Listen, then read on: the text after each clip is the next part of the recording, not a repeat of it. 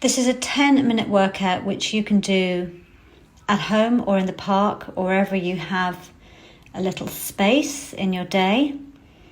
You can do this workout once and have a good workout. You can do it twice.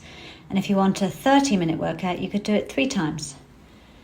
The workout includes stretches on either end as well.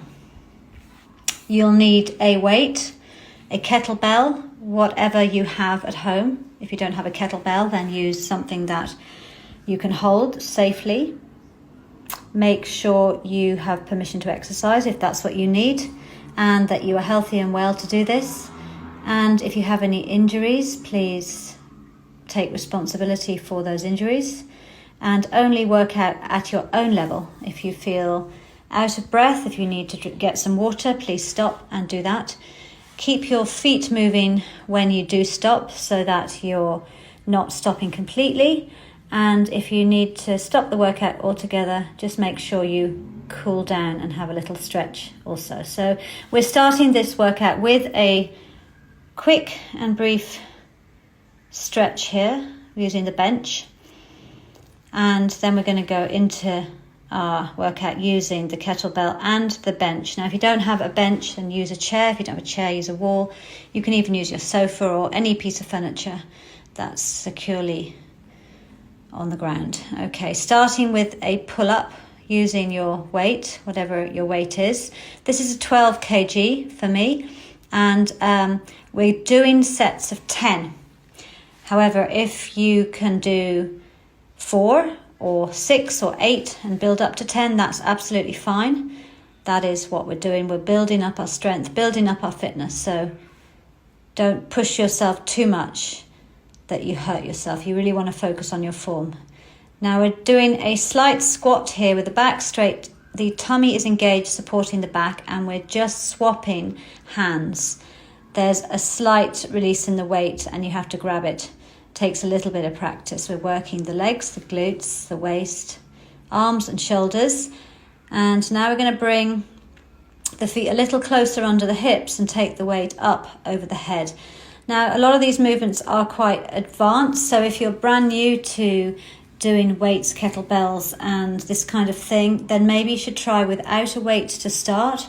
This is quite an advanced move, and especially with a heavy weight.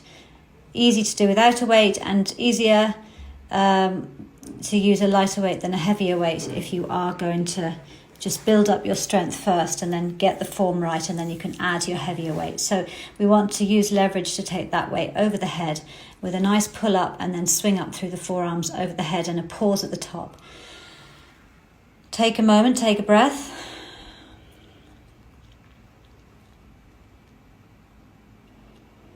Now we're going to snap the elbows into the waist. We're squatting again. A lot of leg work going on in these movements. So we're using the thighs, hamstrings, glutes, big muscle groups of the body. And we are pulling up like a row, but then snapping the elbows in at the waist, keeping the abdominals engaged the whole time. So that always supports the back. Take a rest and breathe.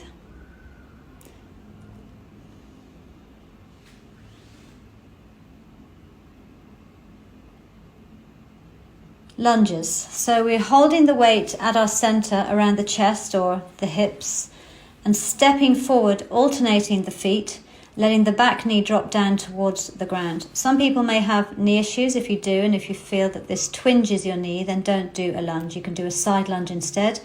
We're going to do a side lunge after these forward lunges if you don't know what they are. So for now, those of you that can do a forward lunge, go for it, and make sure your ankles, knees and hips and shoulders are in line. There's no twisting of your knees ever. Your knees go forward and back. So now we're moving into the side lunge. We're just going to work on one side, one leg, moving out to the side and dropping down into your hips. Now, as you can see in all these squat positions that I'm doing, you don't fold your back forward. You keep your back up nice and tall with your tummy engaged, so your back is always supported. There's no rounding of the back. You're pushing your hips towards your heels and your knees don't go over your toes. So again, you're protecting your knees, you're protecting your back. We're going to turn around now to work the other leg in a side lunge. So you can sit down as low as you feel that you can in your squat, making sure the knees don't go over the toes. Sit back and push up. So using those glute muscles nice and hard, working through the thigh muscles, the hamstrings and the calves. So we're putting the weight down. Just take a moment, take a breath. Take some water if you need it. We're going to use our bench or chair or sofa, whatever you have, maybe a wall in your garden. And we put one knee up, one hand under the shoulder, the knee is under the hip, back is straight, tummy is tight, and the elbow is coming up the side of the body. We're working the lat muscles down the back. We want to have a stronger pull-up, a quicker pull-up, but a slower release on the down. So we're really working into those muscles, keeping our posture nice and strong.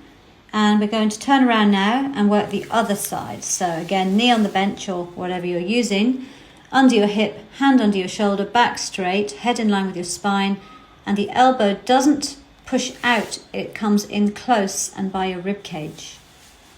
Engaging through the core always and breathing. Nice and controlled, good form. And remember, you don't have to do 10. Do what you can do and build it up from there, because when you do this workout again, when you do this exercise again, or any of the exercises, you can add on more to your sets to make yourself a little bit more challenged and stronger. So now we're going into a press up. Now, if you can't do a full press up like I'm doing here, full meaning full body in line, then push your hips towards the sky and do a half press up. We're bringing the chest towards the bench, head stays in line with the spine, and tummy again is engaged, so there's no dip in the lower back, so you're not stressing your lower back. Turning around and sitting on the bench, pushing your hips off. Knees are a 90-degree bend just over the ankles, and we're lowering down, working the triceps. Lift the chest, tummy tight, and back straight. Your leg is lifted up in front, squeezing your thigh, just to make it that little bit more of a challenge on the triceps. But if you find this too difficult, then keep both feet on the ground. We're going to swap over now and work the other leg. Still working the same muscles in the backs of the arms, the triceps. Nice controlled movement. Try not to slouch over. Keep your back nice and tall and breathe. Coming back onto the bench, give yourself a little stretch in the triceps and the back and the shoulders. Hand sits on top of the elbow and presses down towards the spine. A little chest stretch. Coming back up off the bench. Let's go one more time into our press ups. Again, if you can't do the full press up for now, half press ups are fine. When you're doing your press ups, you want to push back into your feet, the soles of the feet. Knees are slightly soft though your legs are straight. Your thighs are strong, your tailbone's tucked under, your tummy's engaged. Head to heel is pretty much in line. Lowering your sternum down to the bench or whatever you're using. Take a breath, take a stretch now. We're going to finish up with a little yoga stretch. Reach up into warrior one. Hips forward, shoulders pulled down towards your hips. Push into your back foot and lengthen your back leg back. Front knee is 90 degrees and you're lowering right down towards the ground with your hips. Arms in line. Open the chest, open the shoulders, look over the front arm, breathe deep.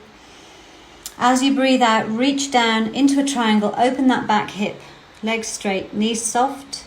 Open up the chest and the shoulders, upper back. Reach over your head for a big stretch now from your heel to your fingertips. Lengthen. Opening through the chest. Turn and into a hip flexor.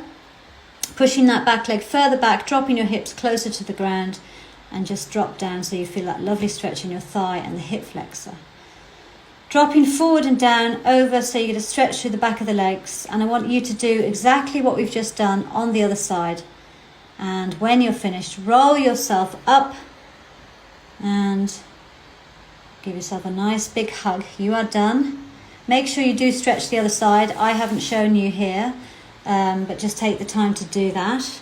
Exactly the same thing. You can take the video back a bit if you need to see what I was doing. Have a great day, and I'll see you again for this workout, I hope.